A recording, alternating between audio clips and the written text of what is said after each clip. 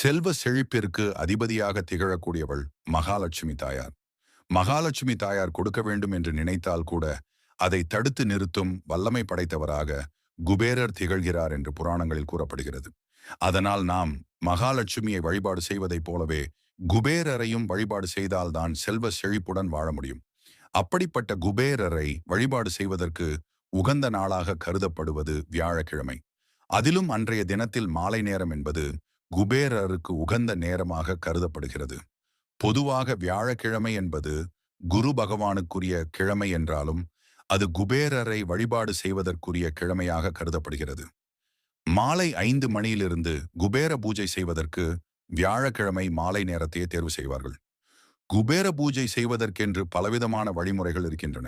அந்த வழிமுறைகளை முறையாக நாம் பின்பற்றி ஒரு குறிப்பிட்ட வியாழக்கிழமைகள் தொடர்ச்சியாக செய்வதன் மூலம் குபேரரின் அருளை பெற முடியும். இவற்றை மேற்கொண்டு குபேரரை வழிபாடு செய்வதை விட ஒரே ஒரு தீபத்தை ஏற்றி வைத்து குபேரரை நாம் வசியம் செய்து விடலாம். அந்த தீபத்தை ஏற்றக்கூடிய முறையை பற்றி இப்பொழுது தெரிந்து கொள்வோம்.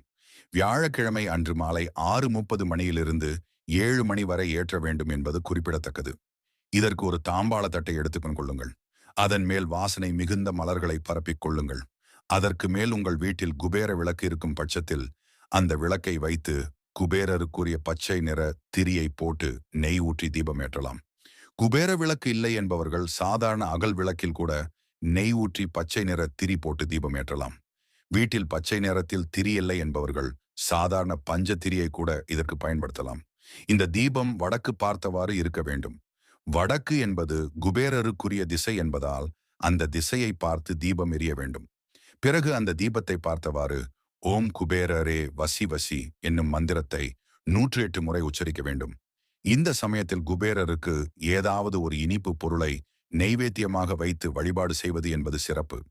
மந்திரத்தை உச்சரித்து முடித்த பிறகு கற்பூர தீப தூப ஆராதனை காட்டி வழிபாட்டை நிறைவு செய்து விடலாம். 7:15 மணிக்கு மேல் அந்த தீபத்தையும் நாம் குளிர வைத்து விடலாம். மிகவும் எளிமையான இந்த குபேர வசிய தீபத்தை முழுமனதோடு குபேரரை நம்பி ஏற்றுபவர்களுக்கு குபேர வசியம் உண்டாவதோடு கோடீஸ்வர யோகமும் கிடைக்கும். இந்த வீடியோ உங்களுக்கு பிடிச்சிருந்தால் like, share, comment and subscribe பண்ணுங்க. நன்றி.